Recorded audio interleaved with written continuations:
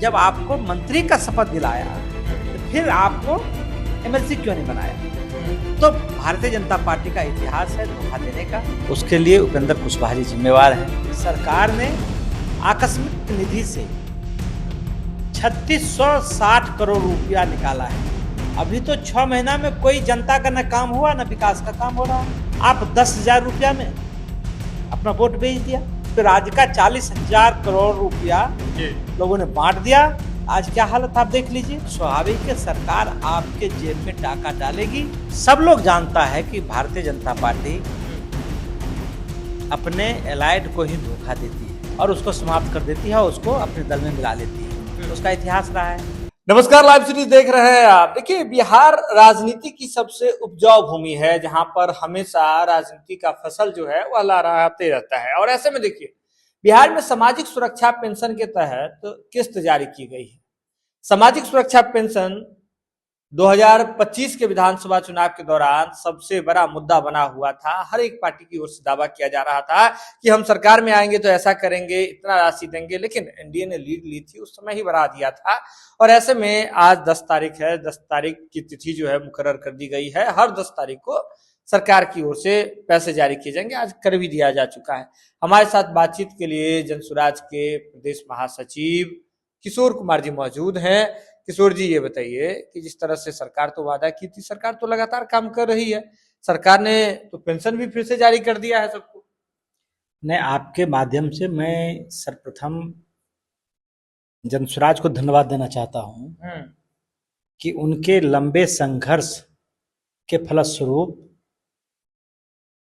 तात्कालीन सरकार, उस समय की नीतीश सरकार ने जो 400 रुपया पेंशन था उसको 1100 रुपया किया। नीतीश जी 20 साल तक इस राज्य के मुख्यमंत्री रहे। 400 रुपया से 410 रुपया उन्होंने नहीं बढ़ाया। लेकिन जनसुराज 3 साल से जब अभियान था, तब जब पार्टी बनी, तब लगातार संघर्ष करते रहा। और उन्होंने कहा कि सबसे खराब हालत गांव में बुजुर्गों का, दिव्यांगों का, महिलाओं का है। जो भी 60 साल से ऊपर है उसे कम से कम 2000 रुपया सरकार दे, या जनसुराज की व्यवस्था बनेगी तो 2000 रुपया देगी। तो सरकार जनसुराज के डर से ठीक चुनाव में 1100 रुपया कर दिया। ये तो हमारे पार्टी का जीत है। और जनसुराज के चलते आज 1 करोड़ से ज्यादा लोगों को इसका लाभ मिला। एक पहला है जी। दूसरा, सरकार चुनाव में दोनों हाथ से रैबरी बांटने का काम किया, फ्री बीज जिसको बोलते हैं जी। सरकार का खजाना खाली है। सरकार के पास जो 6 महीना बीता है उसमें एक भी आप काम बता दें जो सरकार ने जनता के हित में किया है। अब सरकार जो पहले से दे रही थी, वृद्धावस्था पेंशन, सामाजिक सुरक्षा पेंशन, विधवा पेंशन, विकलांग पेंशन, दिव्यांग पेंशन, वो सारा बंद था।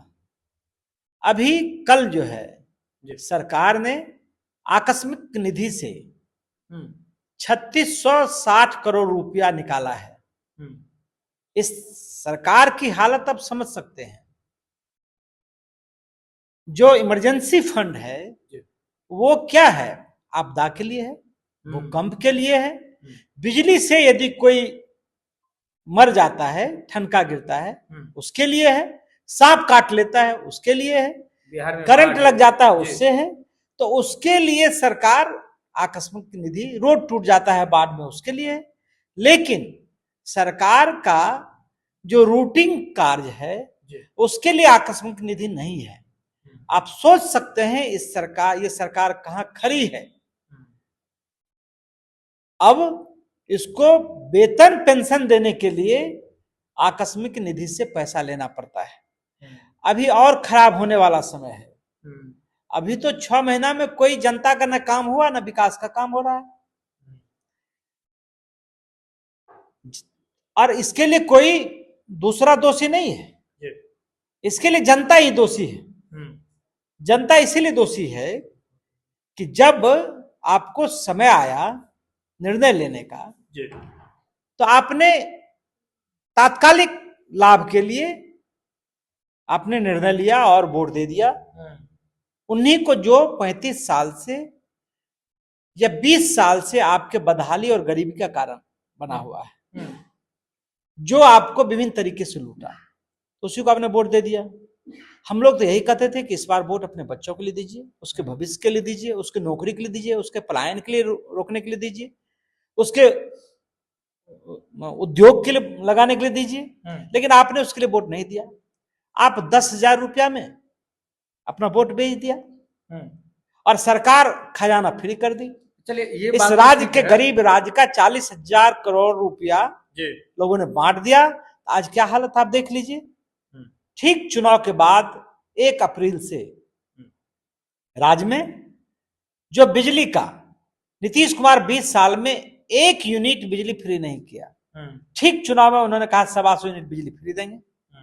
अब 1 अप्रैल 2026 से सरकार ने जो टेरिफ रेट है, जो पिक आवर है 5 बजे शाम से लेकर 11 बजे रात तक, उसमें 10% शुल्क बढ़ा दिया। तो ये जनता पर अधिभार, जनता से पैसा वसूला जा रहा है, उसके जेब पर डाका डाला जा रहा है।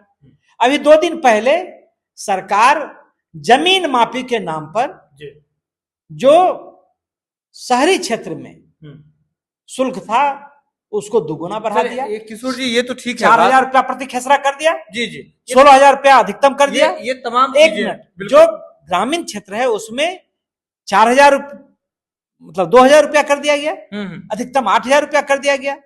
तो जब आप वोट देते हैं और कुछ पैसे में आप बिक जाते हैं, स्वाभाविक है सरकार आपके जेब में डाका डालेगी और आपसे उछलेगी। देखिए, ये तमाम बातें तो ठीक है, लाइव सिटीज की टीम जो है तमाम खबरों को दिखा भी रही है। जहां भी जो सरकार का निर्णय होता है, चाहे आप जमीन माफी की रेट में बढ़ोतरी की बात हो, तमाम चीजें लाइव सिटीज पर दिखती रहती है। लेकिन सबसे बड़ा सवाल है, ये लोकतंत्र है, खुद को जनसुराज पार्टियों के, जो सत्ता पक्ष की पार्टी है उसके विरोध में कहाँ पाती है, कहाँ आप लोग टिक पाते हैं? न चुनाव में कहीं टिक पाते हैं, न वोट परसेंटेज आ पाता है।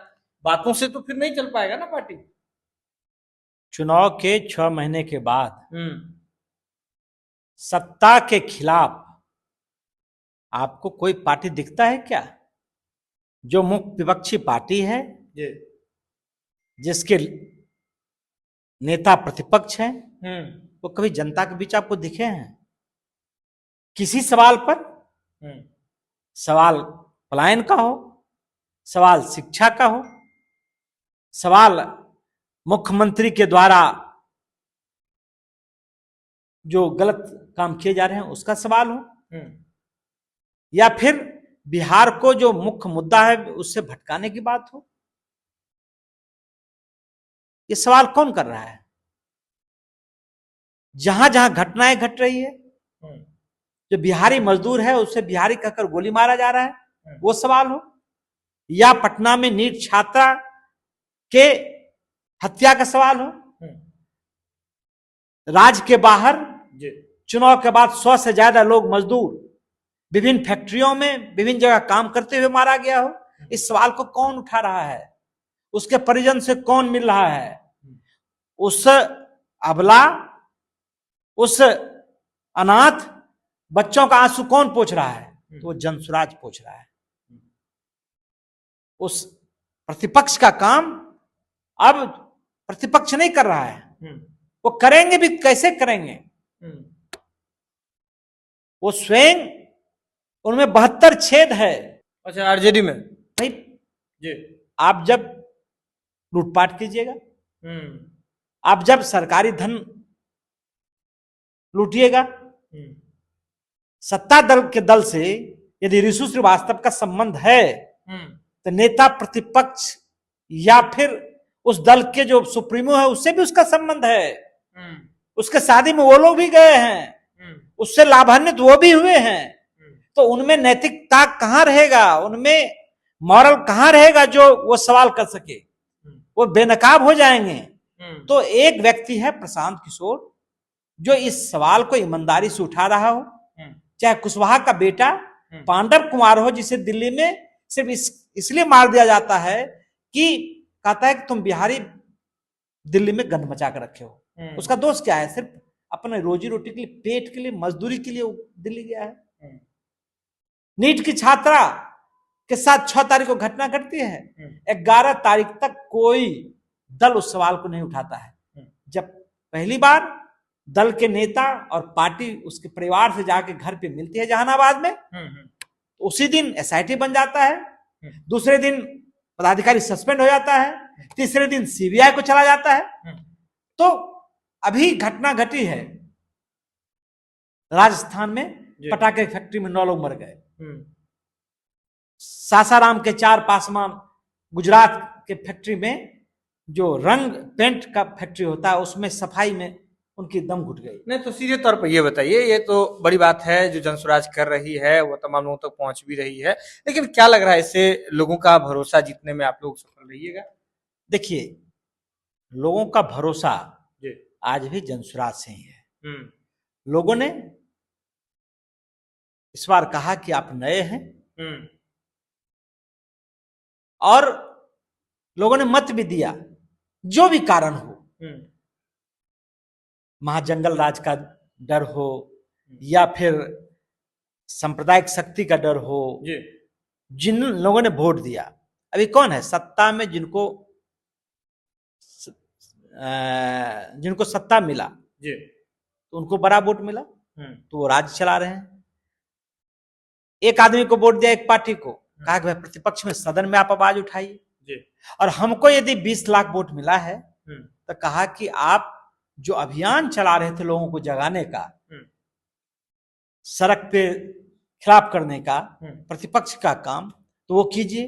तो आज तो जो ईमानदारी से शासन होता है वो सम्राट चौधरी नहीं कर रहे हैं, जो नेता प्रतिपक्ष हैं वो ईमानदारी से विरोधी का काम नहीं कर रहे हैं। लेकिन जनसुराज आज उन सभी जो गलत काम हो रहे हैं उसका प्रतिरोध जनसुराज मजबूती से कर रहा है, और आने वाले 5 साल में कोई दूसरा नहीं मिलेगा। चलिए, एक आखिरी सवाल कर रहे हैं, आधे मिनट में उसका जवाब दे दीजिएगा, क्लियर जवाब दे दीजिएगा। उपेंद्र कुशवाहा की पार्टी के साथ राजनीतिक गलियारों में चर्चा है कि खेला हो गया है, आरएलएम के साथ खेला हो गया है, उनके पुत्र जो मंत्री हैं दीपक प्रकाश, उनके साथ खेला हो गया है, तरह तरह की चर्चाएं चल रही है। इसमें क्या आप लोग या जनसुराज या प्रशांत किशोर आप लोग ऑफर दे रहे हैं, कुछ कह रहे हैं उपेंद्र कुशवाहा से बात? नहीं, ये तो उसके लिए उपेंद्र कुशवाहा जी जिम्मेवार हैं। सब लोग जानता है कि भारतीय जनता पार्टी अपने एलाइड को ही धोखा देती है और उसको समाप्त कर देती है और उसको अपने दल में मिला लेती है। उसका इतिहास रहा है, चाहे शिवसेना हो, सबसे पुराना वही एलाइड था, उसको पार्टी को तोड़ दिया, बड़ा घड़ा को शिंदे को मिला लिया अपने में। अभी देश में 8 ऐसे मुख्यमंत्री हैं जो दूसरे दल में थे, जो भ्रष्टाचार के पर्याय थे, लेकिन उन सबको तोड़ के मिला लिया है। अभी बंगाल में टीएमसी के साथ हो रहा है। तो उपेंद्र कुशवाहा जी यदि आज उनके बेटे को टिकट नहीं दिया, भाई हमारे समझ में ये नहीं आता है कि भाई जब आपको मंत्री का शपथ दिलाया तो फिर आपको एमएलसी क्यों नहीं बनाया? तो भारतीय जनता पार्टी का इतिहास है धोखा देने का। वो सब दिन धोखा दिया आपने, और उसका चरित्र रहा है कि अपने ही एलाइड को खत्म करना और उसको अपने में मिलाना। तो इसमें आप दूसरे दल का उनका इंटरनल इसमें जनसुराज ऑफर क्या देगी, लेकिन हाँ, जनसुराज एक जरूर, यदि किसी के साथ आप कोई वादा करते हैं तो उसको पूरा करना चाहिए, लेकिन इसके लिए जिम्मेवार कोई दूसरा नहीं है। आपको परिवार का मोह होगा, बेटा का मोह होगा, बेटी का मोह होगा, पुतों का, पत्नी का मोह होगा, तो स्वाभाविक है आपका ये।